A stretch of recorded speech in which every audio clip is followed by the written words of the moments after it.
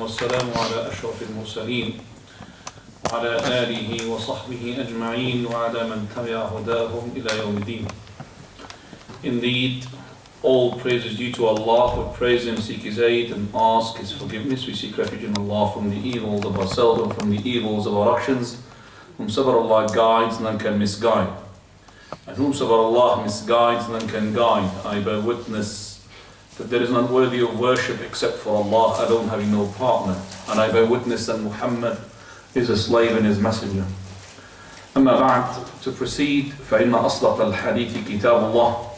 The best of talks beyond any doubt is the Quran, the book of Allah. وأحسن الهدي, and the best of guidance, هدي Muhammad, the guidance of Muhammad, may peace and blessings be upon him. وإن شر الأمور محدثاتها, and verily the most evil of all matters in Islam are the ones innovated. فإن كل محدثة بدعة, for every newly innovated matter in Islam is a bid'ah, an innovation. وكل بدعة ضلالة, and every innovation in Islam is a misguidance. وكل ضلالة في النار, and every misguidance will definitely lead to the hellfire. First of all, just a reminder that we are in the topic which is the signs of the day of resurrections. That is before the trumpet, and after that in the barzakh, and then after the second sound of the trumpet, and that is after that heaven, inshallah, or hellfire. We seek refuge in Allah from it.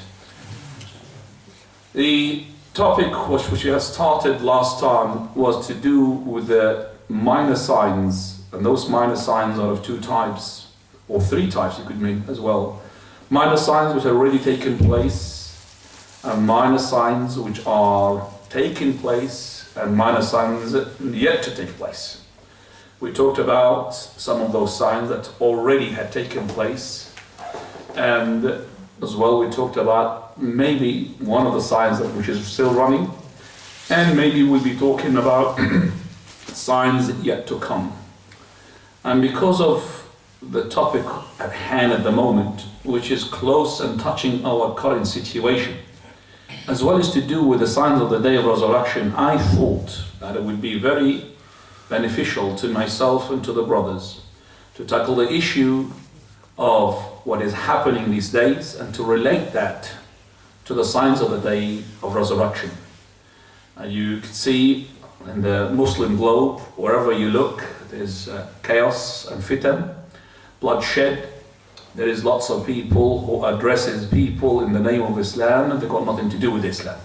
So I thought I would tackle this issue and I would lay a foundation, because the Prophet of Allah had emphasized that, and we will see that how strongly the Prophet of Allah has emphasized the fact that we need to educate ourselves and immunize ourselves and our families regarding those issues and against those innovations. So bear in mind, we are the people of followers of Ahl Salaf and the predecessors. We do not take a particular event and then we impose upon it the hadith of the Prophet ﷺ. So if there's a hadith talks about a fitna, we don't point out that this is the fitna. It could be and it could be not. It could be some of those fitna as well. Unless it is to do with the fitna in particular. For example, the fitna that the Prophet ﷺ talked about, which is that which has taken place, that there will be a fire, and that fire that would lit the necks of the camels in Busra, which is in Iraq. That took place, and the scholars had emphasized that took place, and there was a great fire that the person who's got a camel where his neck was lit during the night because of the greatness of that fire.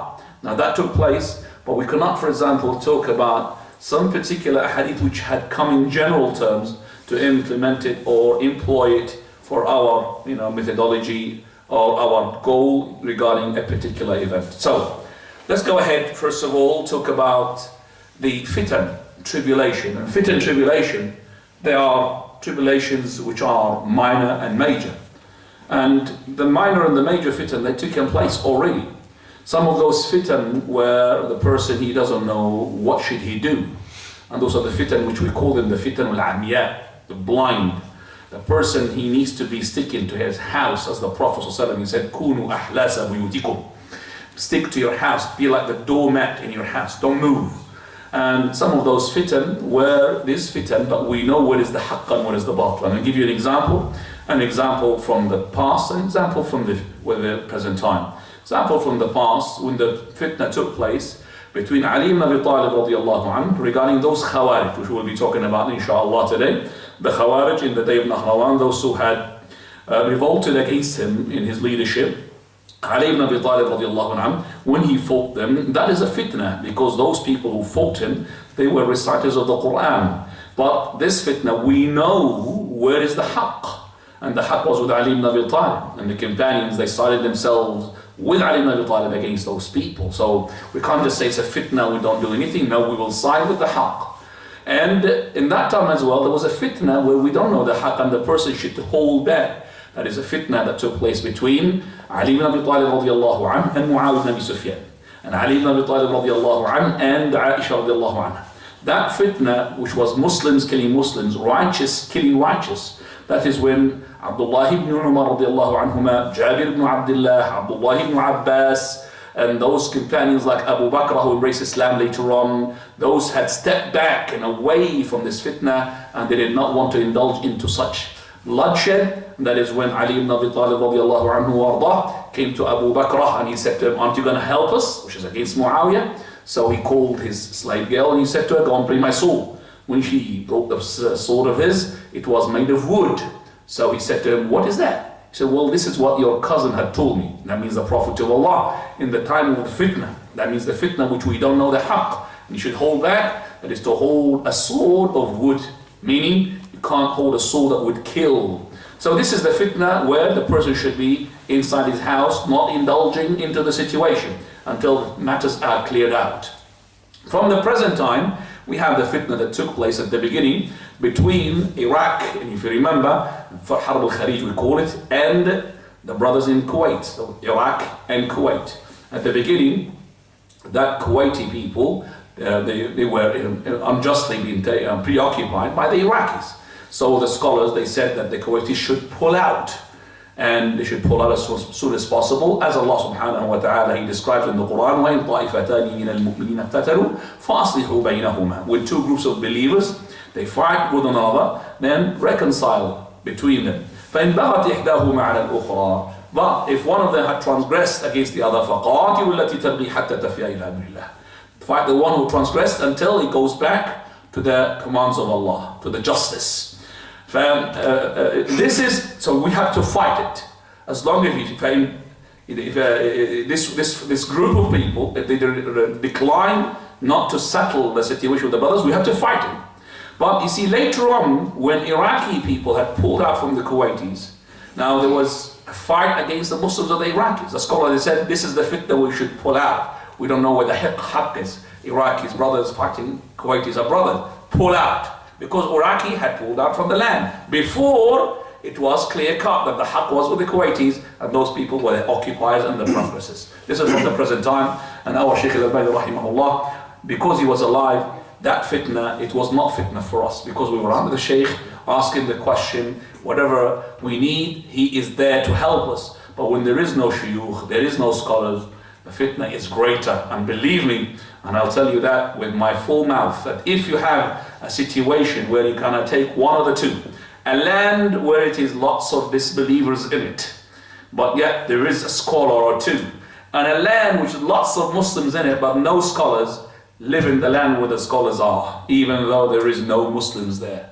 Because the scholar is the one that is going to save your heart. It's the scholar. As long as you have a communication with the scholar, no problem, you could live and reside in the Muslim land. But I'm just saying that there is no communication. The scholar is the one to help you. The scholar is the one to tell you, that is, what to do in order to please Allah subhanahu wa ta'ala the Almighty. Let's go back in history before we go into, because the fitan at the moment are too many. And you look at, right and left, the fitan and tribulation is too many. But let's just go and trace it from the beginning. First of all, you need to know that Allah subhanahu wa ta'ala made it as a universal law. Universal law, that means going to take place. That the ummah, this ummah, will have its triumph with the knowledge.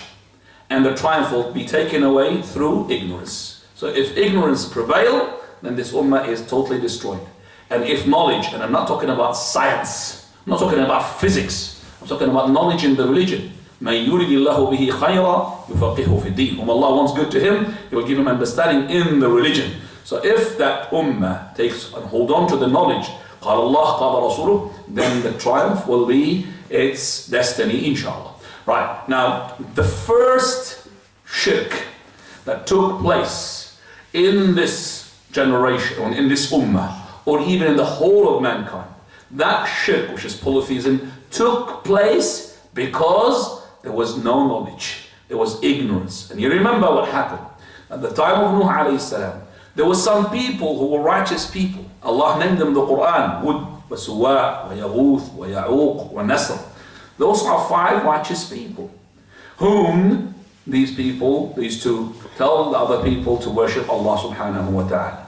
So people loved them so much. When they died, people started, mentioning their names. And then they started to visit their graves. And then the shaitan told them, well, instead of visiting their graves, why don't you make a statue to remind you of them, not to worship them, to remind you of how good they were. So they listened to the shaitan, and the shaitan made them to make a statue of wood, wa Suwa, wa Yaghuth, wa Ya'uq, wa Nasr, not to worship them, but to remind them. Every time he's drifted away from the haqq, he would look at wood, oh, he's a righteous man, he would go to the haqq. And then later on, this generation died. The other generation came. And Shaitan is still there, and he's living. Iblis, he lives from that moment when he's being exiled from and expelled from paradise until the day of resurrection. He's still living.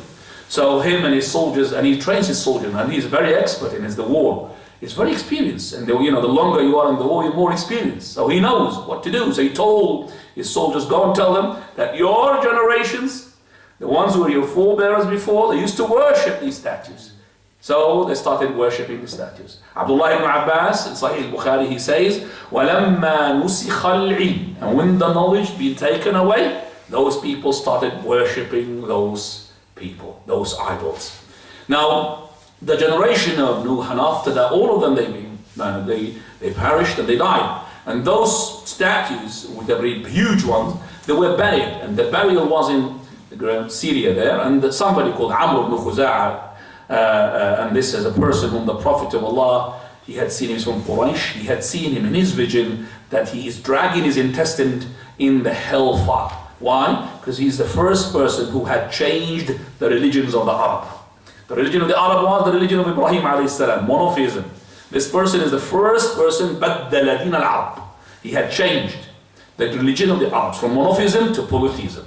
He brought with him from Syria, from Damascus, all these idols, which is wood, wa Suwa, wa Ya'uq, wa Yaghuth, wa Nasr, from Syria. He dragged them and he put them in Mecca, not in Mecca, even in the Kaaba itself. And they started the people coming and worshipping these or taking them as intercessors. So, the first shirk that took place was through ignorance. And you need to know that the last shirk, it will be as well because of that knowledge.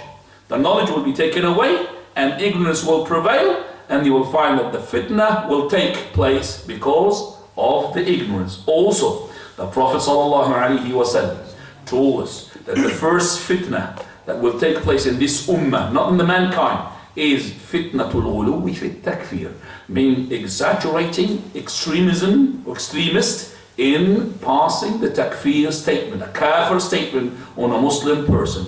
And you look at the hadith of the Khawarij, you will see that clearly. For example, Prophet ﷺ one day was dividing the spoils of the war between people whom he thinks they deserve it, or they need to give them more than others, because to soften their hearts.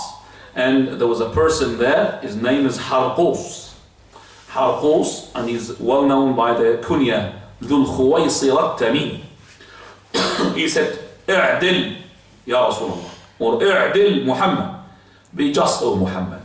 Now, this statement is kufr in itself, because you're accusing the Prophet of Allah, the ambassador of religion, the prophethood, to be unjust.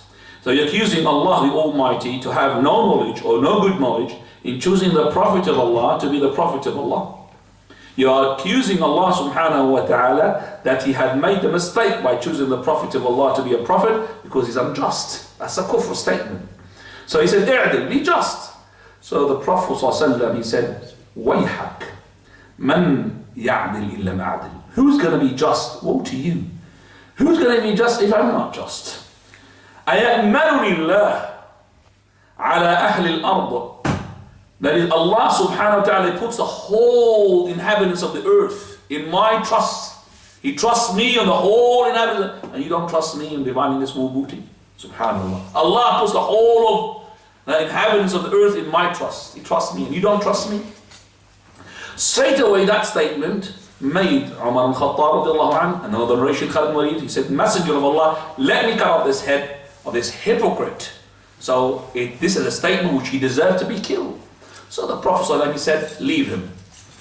And two statements here, or two narrations. One narration, which is a narration from Abdullah ibn Mas'ud, he told him what the man had said. The Prophet ﷺ, he said, Yarhamullahu Musa. May Allah have mercy upon Musa, my brother, Musa alayhi salam, the Prophet. فَقَدْ أُوذِيَ أَكْثَرَ مِنْ ذَلِكَ فَصَبَرَ. He was harmed more than this, yet he was patient. And that's the first one. The one that people know is that the Prophet ﷺ, he said, leave him. فَإِنَّهُ يَخْرُجُ مِنْ ضِئِّ هَذَا. There will be followers to this person. People whom you're going to find that your prayers is insignificant to the prayers of theirs. That the prayers of those people will be much, much more regarding or compared to the prayers of the companions. And your fast is nothing compared with their fast. But يَخْرُجُونَ مِنَ الدِّينِ كَمَا يَخْرُجُ السَّهْمُ مِنَ الرَّمِيَّةِ.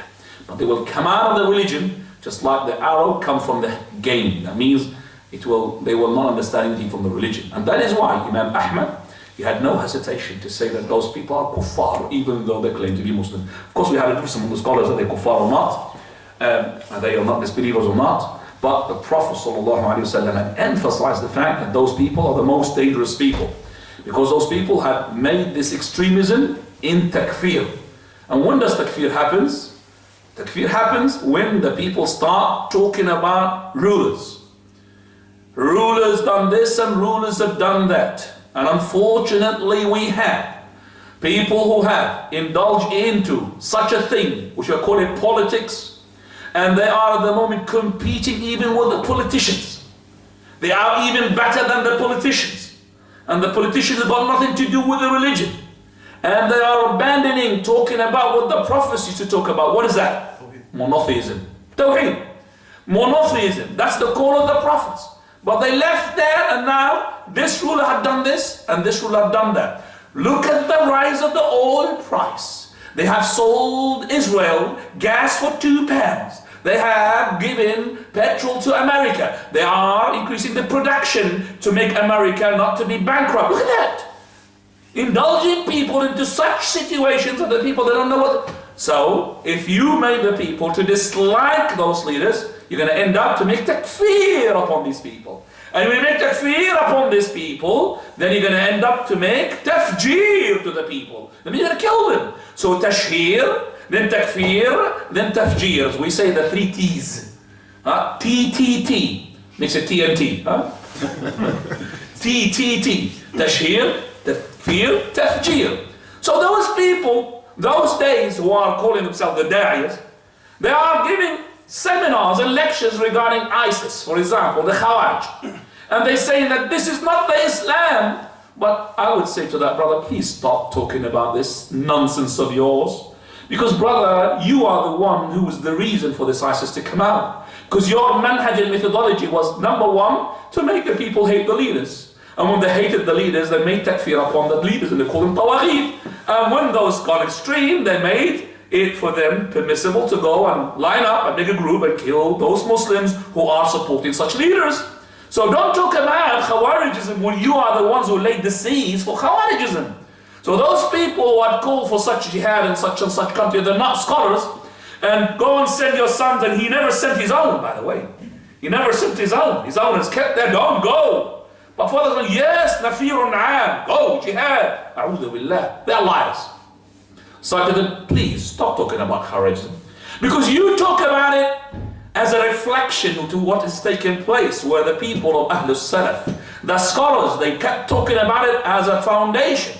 I never stopped talking about this issue, because I take from those scholars who are holding to the rope, which is on it. Sheikh Al-Albani from this time, Sheikh Ibn Baz from this time, Sheikh Ibn Uthaymeen from this time. On it, I go all the way to Imam and then I'll go to the Imam al-Shawkani, and I'll go all the way to the Imam Ibn Taymiyyah, then I'll go all the way to the Imam Abu Hanifa, Imam al-Shafi'i, Imam Malik, Imam Ahmad, and I'll go all the way to the followers, and then I will go to all the way to the companions, to the Prophet of Allah, to Allah subhanahu wa ta'ala.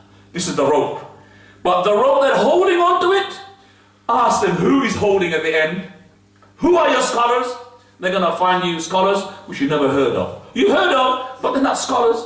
They're kiddies. They're people, I call them al-mutaraddiyatu wal-natihatu wal-mawqudatu wal-munkhaniqa. All of those dead animals, just like they are dead people as well. Dead people, dead animals. So brothers, you have to know where you are and whom you take your knowledge from.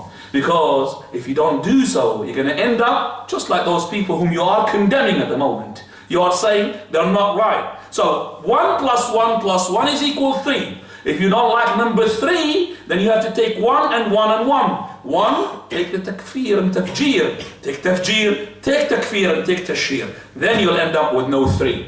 But the 3 were going to come out as a result. So, coming back to the topic. Prophet ﷺ, he said, لَتُنْقَضُنَّ عُرَى الْإِسْلَامِ عُرْوَةٌ عُرْوَةٌ. Islam, imagine it's a rope and it's got knots into it. And those knots represents the most important pillars or issues in Islam. قال أولهن نقضى, the first knot to be loosened. So this Islam, not, and all of them are going to be loosened. But the first knot to be loosened, الحكم بما أنزل الله, to rule by the laws of Allah. This is the first knot that's going to be loosened. Is that making it kufr? If it's making it kufr, so forget about the other knots. And the last knot is the salah. So between the salah and between the hukm bima anzal Allah, lots of knots. So you saying that the first knot to be loosened, he is kafir, you are opposing the hadith of the Prophet ﷺ. There are lots of knots there. So first knot to be loosened, what?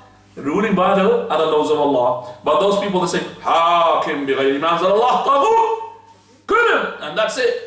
No, regardless of what is his reason, why he had made just a rule by the other word of Allah, he doesn't know ruling by the laws of Allah is a major sin, just like the other major sins. It is not a sin that would oppose Iman from all direction. It is not like a person throwing the Quran behind his back. It is not like swearing at Allah directly. No, it's a major sin, and it will not make the person as a kafir, except if it falls into one of those 3 categories, which is not our topic for today. But really it is a person who says it with, and he is relaxed to it. He is with his heart saying it. Whether he says that the laws of Allah are equal to the laws of mankind, he's a kafir. Even if he does not even rule by the laws of Allah. Just to say that and to relax it, he's a kafir. A person who says that the rules of Allah are better than the laws of the mankind, the lowlands, or the land laws, but we are okay, no problem to rule by the laws of Allah. He's a kafir. If he says that, even if he doesn't rule by the laws of Allah. So any person who says as well, which is the worst, that the laws of mankind or the laws of land is better than the laws of Allah, he's of course kafir. So those 3 categories are kafir. But if a person, he had made a judgment by other than the laws of Allah, yet in his heart, he believes that the laws of Allah is better, you could just say he's a fasiq, he's a fajr, he's a zalim. But you can't say he's a kafir. He's done maybe a kufr, but not every person does a kufr, he's a kafir. And as I said, this is not our topic. We want to talk about the fitna. Now coming back. That the last fitna, as the first fitna was, that is al-ghulu fi takfir, the last fitna in this ummah, also al-ghulu fi takfir. Extremism, also in passing takfir statements. Prophet ﷺ, according to the hadith of Abdullah ibn Umar radiyallahu anhuma, he says, يَنْشَأُ نَشْوٌ. There will be a group who come up and they are young. يَنْشَأُ نَشْوٌ. Nash is a group and young. يَقْرَؤُونَ الْقُرْآنِ. They recite the Quran. And what is more beautiful than recitation of the Quran? But this recitation is going to be against them, because they took the recitation without the proper interpretation. لَا يُجَاوِزُ تَرَقِيَهُمْ. It will not pass by their collars. Collarbones means they don't want to go to the hearts. It is just like a parroting. Words coming out of their mouths. قال كلما خرج قرن قطع. Every time one group comes out, it will be wiped off. And this is the case with the Khawarij from the first time until today. Every time a group comes out, it will come out and it will be seized. And then another group will come out. Never ever Allah will allow them to rule. Because of the rule, they destroy the whole ummah. They'll never, because of their rule, they will make takfir upon one another.